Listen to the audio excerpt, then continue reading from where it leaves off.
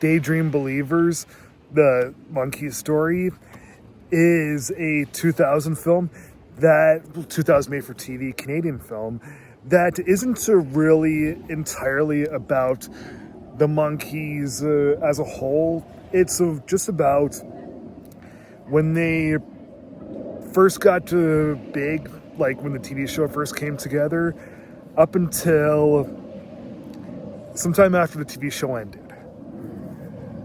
So, it's understandable why they would want to only focus during that era, because that was really the gold time of the Monkees.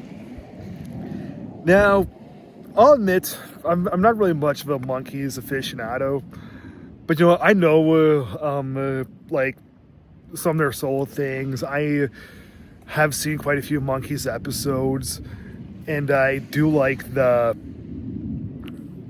music in general. Not just I'm a Believer, Daydream Believer, and the Monkees theme song. There's other Monkees songs that I like too. But in terms of like really getting deep into the whole backstory and the biographies of each individual guy, I've never been much into that sort of stuff. There's some other bands that I like more. Whatever. So this is a Canadian film made entirely in Canada with Aaron Lohr, who's Idina Menzel's husband, best known for doing a bunch of Disney things like Newsies and Mighty Ducks sequels and a Goofy movie. He's pretty much one of the only guys in the movie that is American. So yeah, as I said, stars a bunch of Canadians made in Canada, but the release of this film was one of the big releases was VH1, and yeah, this was around the time of them doing like VH1 doing things of Meatloaf and Def Leppard, and the whole story of the Monkees has always been a pretty fascinating one. Even though I'm not sure how accurate this movie is to reality and how much of it was just dramatizations, I still do think that what we get is still a competent, good movie. So, yeah, the movie deals with the Beatles being, of course, the biggest band in the world, and almost no band is able to compete with them. The Beach Boys have tried, and they are having a really hard time doing it. So what eventually ends up happening is there's this television producer that decides to make a band, like a fictionalized band, like a TV band that can possibly make it to be more popular than the Beatles. So, yep, the TV show that they create is The Monkees. They even spell the name of the band, The Monkees, improperly, Monkees, because the Beatles misspelled their name, Beatles. So, yeah, the guys get together, and two of them, who are Mickey Dolenz and Davy Jones, they're really good singers, but they don't play any instruments. Like, apparently, when the show was happening, Mickey Dolenz had no clue how to play drums, so they had to teach him just basic, easy stuff. Meanwhile, Peter Tork and Michael Nesmith, who were actual musicians, really didn't like the idea of not actually playing their own instruments and singing over bubblegum stuff and being in a silly dopey TV show that only teenage girls would go head over heels for. Eventually, Mickey and Davy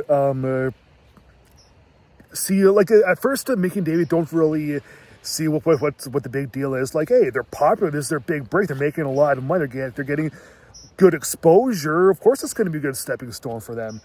But eventually, they do see where Michael and Peter are coming from in terms of like personal musical integrity. So the fact that the Monkees don't have any creative control over things, what happens is they just sing, and they have and one of the musical producers of the group writes the songs, and they get studio musicians to play guitar and drums and bass guitar. So yeah, they feel cheated, and the fact that they don't really care for the type of music that they're doing, because it's just teeny bopper stuff, that just hurts even more.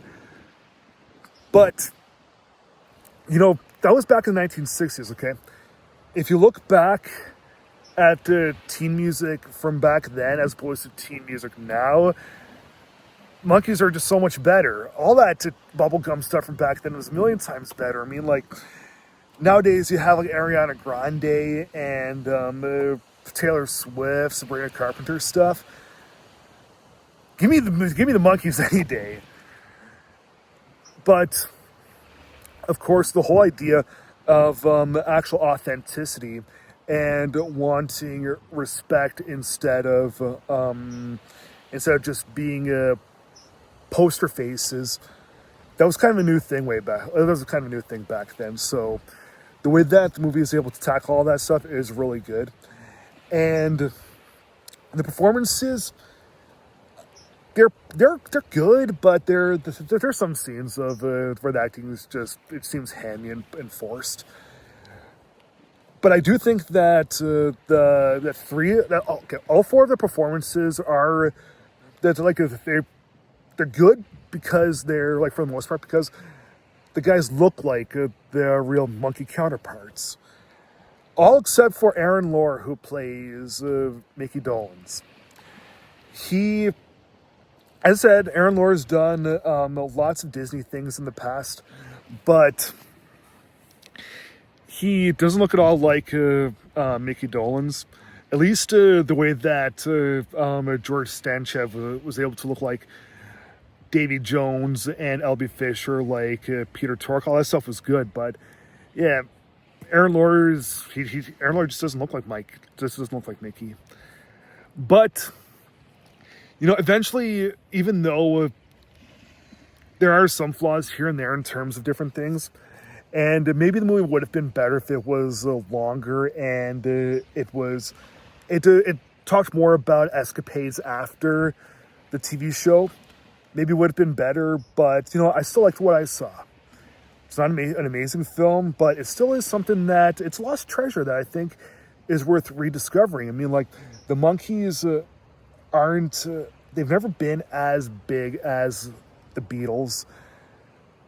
And and their songs that have survived all these generations, like, they're not, like, there's not enough of them that have that get the amount of respect and exposure that they deserve. So yeah, even though people aren't really big fans of the Monkees because they don't know who the hell they are, I say watch the TV show. It's very fun and creative. Listen to their music and watch this movie. I think y'all will like it. So yeah, I feel like giving Daydream Believers, the Monkee story from 2000, 3 stars out of 4.